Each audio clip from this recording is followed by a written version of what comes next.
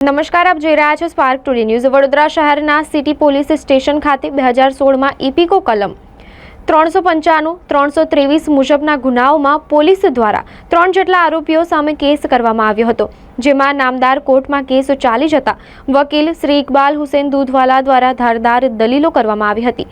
તેને ધ્યાનમાં રાખી વડોદરાના 12માં અધિક સત્ર ન્યાય શ્રી BR રાજપૂત સાહેબની કોર્ટ ત્રણેય આરોપીઓને નિર્દોષ ઠરાવી છોડી મૂકવાનો હુકમ કર્યો છે, જેથી કેસ જીતી જતા વકીલ ઇકબાલ હુસેન દૂધવાળા દ્વારા જણાવવામાં આવ્યું હતું કે ન્યાયની જીત થઈ છે। વડોદરા સિટી પોલીસ સ્ટેશનમાં લૂંટ અને મારામારીના કેસના આરોપી નજફ અલી, શહેજાદ અને સાજિદ ત્રણેય આરોપીઓ સામે ઇપીકો કલમ 395, 323 મુજબનો ગુનો દાખલ થઈ એમનો કેસ 12માં અધિક સેશન જજ શ્રી BR રાજપૂત સાહેબની કોર્ટમાં ચાલી જતા આરોપી તરફે વિદ્વાન વકીલ શ્રી ઇકબાલ હુસેનજી દૂધવાલા હાજર રહ્યા હતા અને એમની દલીલો કરતા આરોપીને નિર્દોષ થયેલ છોડી મૂકવાનું હુકમ કરેલ છે।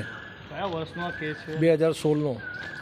ખાસ કરીને કઈ દલીલો સામે કરવામાં આવી હતી? બે આરોપીઓ નિર્દોષ છે। આરોપીઓનો સામે કોઈ એવો ગુનો જાહેર થતો નથી કે જેના કારણે આરોપીઓને સજા કરી શકાય તેમ છે, અને નામદાર કોર્ટે ધ્યાને લીધેલ છે અને નામદાર કોર્ટે તમામ રેકોર્ડ ઉપર આવેલ પુરાવાને પણ ધ્યાને લઈ એમને નિર્દોષ ઠરાવી છોડી મૂકેલા છે। ઇકબાલ હુસેનજી દૂધવાલા।